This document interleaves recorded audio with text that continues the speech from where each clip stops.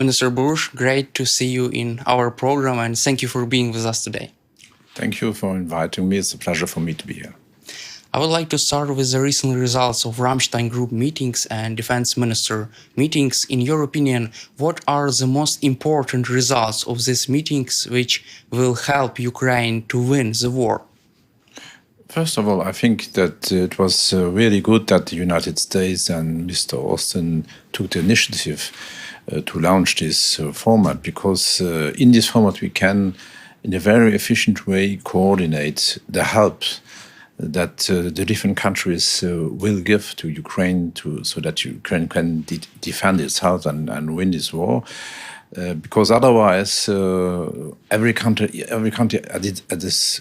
alone would have then organized help, and without this coordination, that would then not be so efficient. So it was really a fantastic idea to do this, and then we can see that it becomes more and more efficient. Because also then we know regarding the list that Ukraine is providing us, what are the first needs, for example, lethal weapons that Ukraine is needing to defend itself. I know that your government buys weapons for Ukraine in open market, so you doesn't have lots of weapons in your stocks, but you try to find them in the whole world. In your opinion, what was the most successful purchase for the Ukrainian armed forces? Yeah, we first started a little bit to look in our own stocks, but knowing that we have a small army, our stocks were limited, but the first delivery came from our own stocks. And then my team in the ministry organized to look at on the market in very good coordination also with the embassy of Ukraine in Brussels. What are the real needs? And we mainly would say, we bought a lot of things, but I would say the most important thing was the ammunition, the 155 millimeter ammunition. That was the biggest part of what we delivered, but also we delivered also a lot of, for example, armored ambulances or night vision goggles, UAVs. So that we had not the possibility to, for example, to buy heavy vehicles like tanks or something like this, but we concentrated ourselves on ammunition or something like night vision goggles, or especially also UAVs, which are also important for Ukraine. What did you make this decision about this purchasing process? When did you come to this idea? I was convinced from the first day on when the Russian aggression started in February last year that we should do everything to help Ukraine to defend itself. And so we were one of the first countries that delivered lethal weapons to Ukraine. And then we tried very quickly to organize ourselves inside of the ministry, because I have 2-3 guys from the army that are working in my ministry, and they really know the market, also the weapon markets, and then we tried immediately to coordinate ourselves with the Ukrainian embassy in Brussels. So that was also important for us to have a direct contact to the Ukrainian government via the embassy to really purchase what is really needed. So, and then we decided also to really, put in place a budget, financial budget to only for Ukraine. For example, last year we spent 76 million euros. That represented 16% of our own defense budget. And for this year, we have foreseen in our budget about the same amount. Because I decided from the beginning on to say that we will support Ukraine as long as it needs, because I think that cannot be accepted that a sovereign democratic country inside of Europe is attacked and aggressed like this. Was it a consensus in your government to support Ukraine, or some discussions have taken place? No, we had in the government, but also even in the parliament, because I informed also our parliament nearly every month, I gave them on a regular basis updates of what we are doing. And I had a large consensus even in the parliament. So I was very pleased about this. And that, I think, that's mainly also because Luxembourg is a small country, and we had, in the last century, we were invaded 2 times during the First and Second World War. So we have an inside also of the population, a really large conscience and sensibility about what it means to be aggressed and to be invaded. Also, you mentioned about a small team in your government which is working on this. Is it difficult for them to overcome lots of challenges? How they are going on with only 3 people? 3 people, yeah. It's not so easy because the market, because we are not alone to look at on the market, and especially also you must keep attention that that you buy the right things. But we have 2 guys that are very experienced, so they have a large experience to look and to know the market. So we try also to buy mainly inside of Europe or in the United States. So in confirmed places.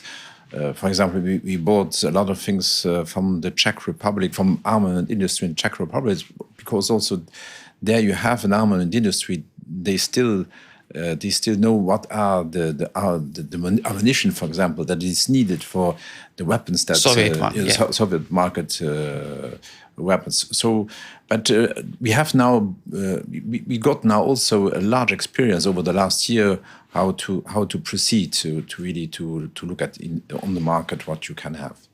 What was the biggest challenge during this purchasing procedures for Ukrainian army? The biggest challenge was that because so many other countries also tried to buy on the market. So it's like a competition. A little bit like a competition. That is not good for the prices, especially also. And there the Ramstein format was very helpful, because now we, beside of what we are doing as a country, we coordinate this in the Ramstein Forum with all the other countries, and that made it much more efficient. And then also what is now very good, that is also the European Union decided to, via the European Peace Facility Fund, also to buy on a common basis, for example, a large amount of ammunition. So it's not now; it's much more coordinated. And what is interesting is that the whole European Union community, but also inside of NATO, and even beyond, because in the Ramstein format you have also countries from outside of NATO, which they are participating at the Ramstein Forum. So there is an enormous solidarity and unity to really help Ukraine to defend itself, and because everybody knows that Ukraine is fighting not only for its own freedom but also for our freedom. It's inside of Europe. This war is happening inside of Europe, and that cannot happen. Thank you for support of our country. And does your government plan to adopt maybe some money in the budget for long-term support for Ukraine, even if we face a long war? Yes, we have foreseen this. But like I said, for this year, we have in the budget about the same amount that we had already for last year. But we can even, if it is necessary, increase it. And then you have also funds that had been implemented from the NATO fund that exists for Ukraine. We gave now. I announced yesterday that Luxembourg gave again €8 million supplementary in this fund. And then what is also important that we must think about, and I think every country in Europe has it in its mind that. Everybody is hoping that the war will finish as soon as possible, and you must also, at the end of the day, reconstruct your country, Ukraine as a country. So it's also the help that we must give to Ukraine when the war is finished to recover from this war. Speaking about security assistance, what do you plan to buy for Ukraine maybe in the upcoming months? Maybe you have some future contracts? Yes, the next, what we bought already, where we have already signed contract is, for example, for night vision goggles and also for UAVs. And then we are participating in the coalition with the Netherlands and the Belgium, with Belgium, to train pilots for F-15 aircraft. So the Dutch and other countries like Denmark also they are providing the aircrafts. But what is also important is to organize the education of the pilots and also to maintain these aircrafts. And we have, as a country, we don't have fighters like F-15s. But what we will do, we will give money to finance the education of these pilots. So we will give a certain amount in a fund together with these countries. Because we find it very important that we also support this alliance there. And that is also interesting. You have now different alliances inside of Europe for different purposes that have been organized. We will, for example, now with the Estonian government together take the lead to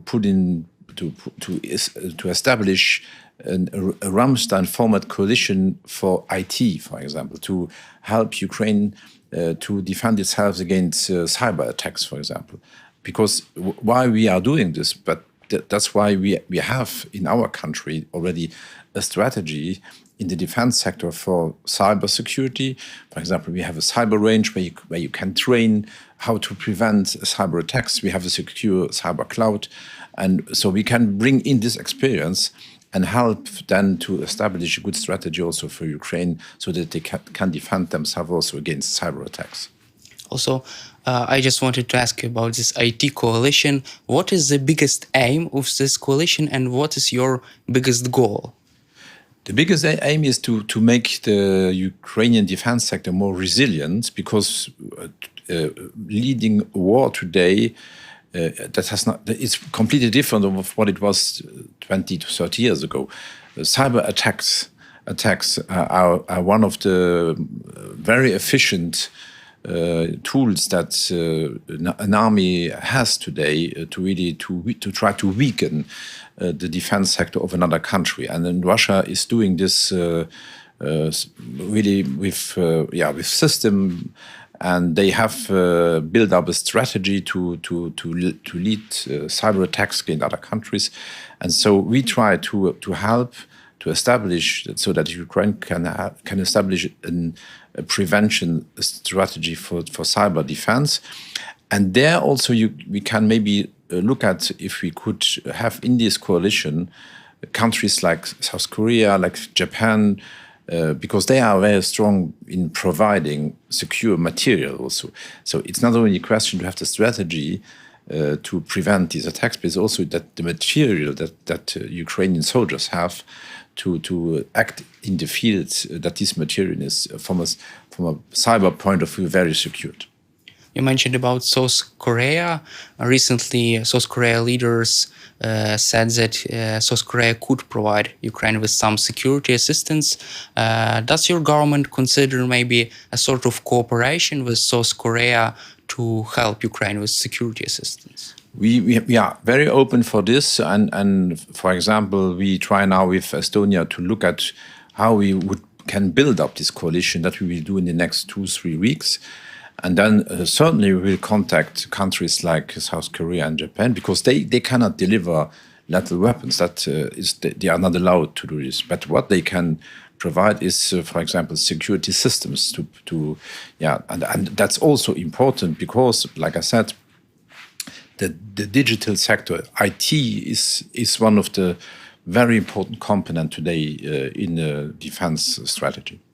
I would like also to move back to the F-16 topic. Is it possible even for your government maybe to consider possible purchase of old fighter aircraft for Ukraine or even like new one? That's more complicated because we don't have experience in this field. So what we want to do then really enter in a coalition and maybe co-finance things, for example, the training of the pilots, or even maybe you have not only the pilots but also maintenance center or even training centers for maintenance. So because it makes no sense to try now to purchase yourself fighters, because if you don't have the experience on this, it's better than to work together with countries like the Netherlands or Belgium, which have themselves fighters like this and then have the experience. But in this coalition, we can then bring ourselves in with, like I said, training and also financing different projects. Also, Russia continues to terrorize us with missile strikes, drone attacks using hypersonic ballistic missiles and all type of cruise missiles.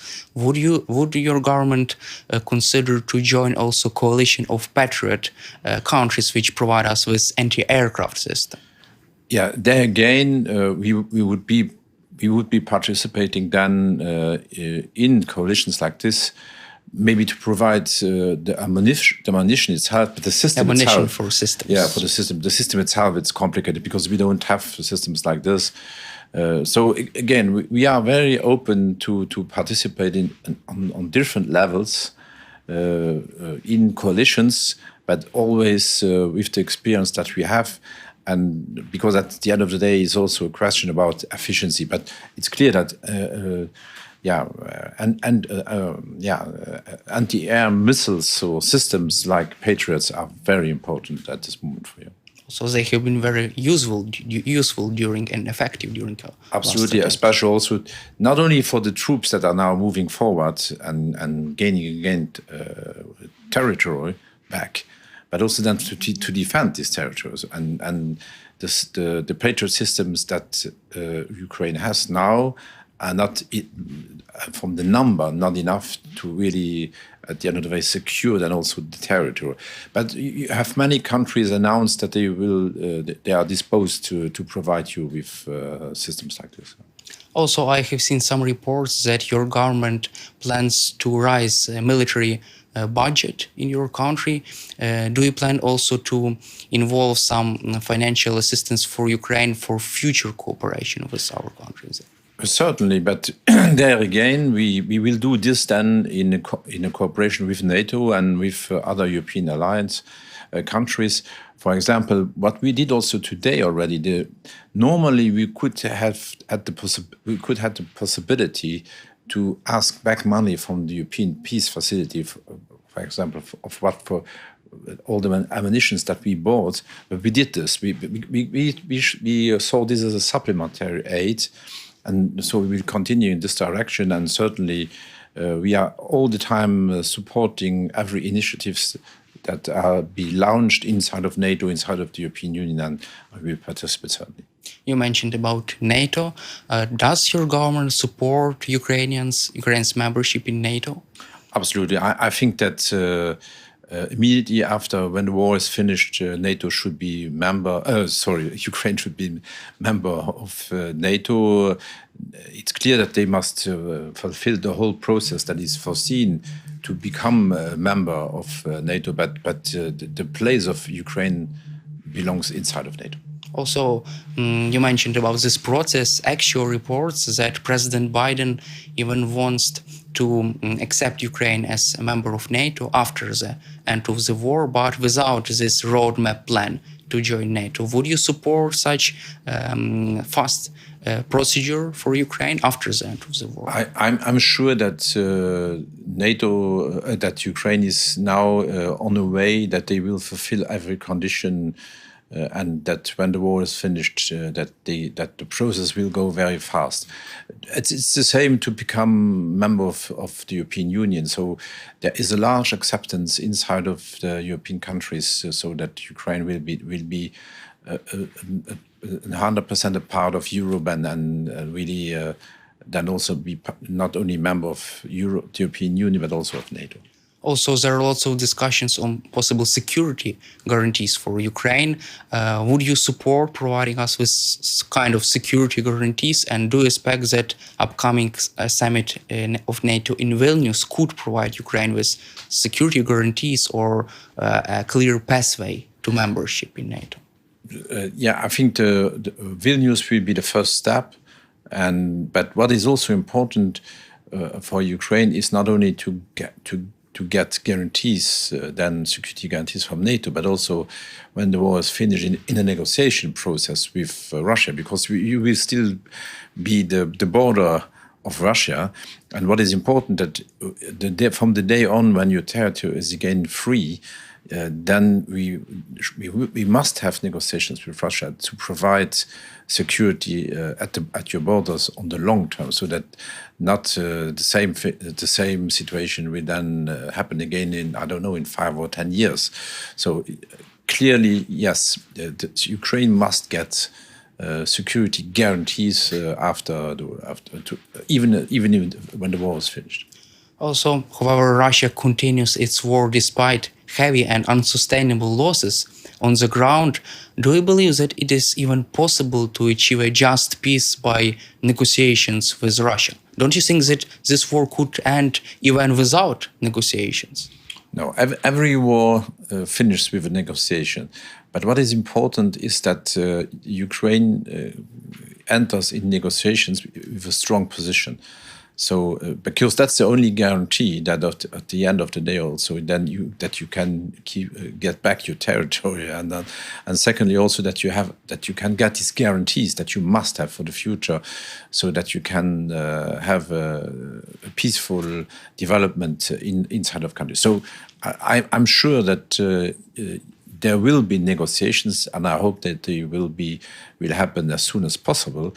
But until now, there is no sign of Russia that they will negotiate on a fair basis. And as long as this is not the case, so that makes no sense to start a negotiation, because you must have the will to really respect the other one, and then what is also important, that the Russian troops should then immediately get out again of Ukraine. So otherwise negotiations will be very complicated to manage. But if Russian dictator and Russia would not like to participate in negotiations and would not like to withdraw its troops, how we are going to do in that way? I'm optimistic that with the bravery of the Ukrainian people and also the soldiers, and with the help of the Western countries, that we will succeed to push back the Russian aggression, and then that they will come back to the negotiation tables. I'm really optimistic that we can do this. If you look at what were the goals of Russia when they started this war, they failed until now on every target that they fixed themselves. So the last thing that they kept now is really to occupy these border regions, and if you look at the situation today, and with like I said, with the bravery and also the fact that the training that the soldiers got also in Europe and the United States and United Kingdom, that the chances are good that Ukraine will as soon as possible come to a negotiation table, but with a strong position. From your professional assessment and from assessment for your ministry, how long could Russia continue its war on attrition, its protect war? I think it's mainly a question from a certain point of view, Russia will understand and see that the chances to succeed in this aggression will be very, very low, not to say zero. And then they have, from a certain point of view, also no other issue than negotiating on a fair basis. So the important thing is now really pushing back them.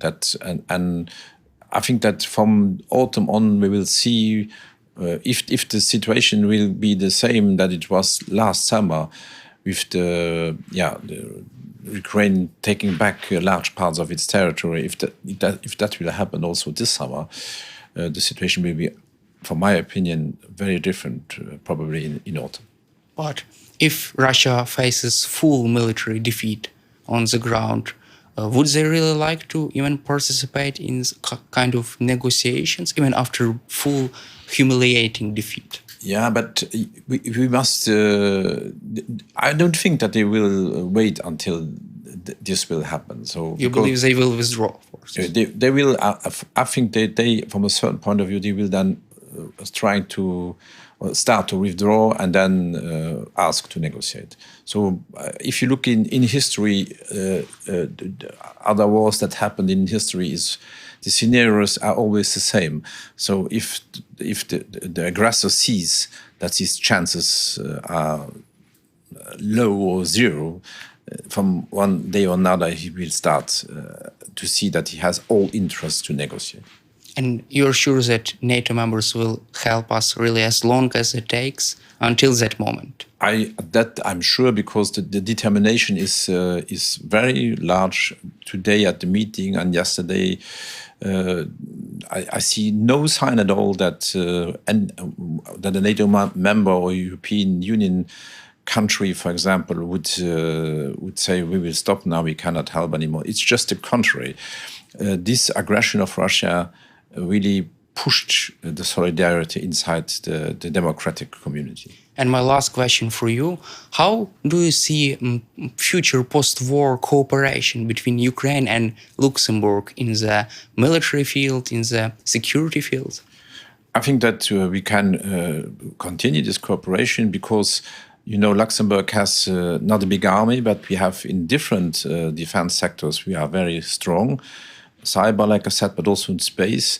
We have a defense space strategy. We have own satellites, communication satellites. We will now launch next year the observation satellite, which will be, when it is operational, very interesting also for Ukraine, because with this observation satellite, you have an enormous, large border with Russia. So we can provide you with images and really help you to secure with these tools that we have in space to secure your borders. So there are a lot of opportunities where certainly Ukraine can collaborate with Luxembourg. Thank you, Mr. Bausch, for your time and for participating in our interview, and glory to Ukraine. Thank you, and hope to see you soon in a better situation where you have peace and democracy in your country. Thank you.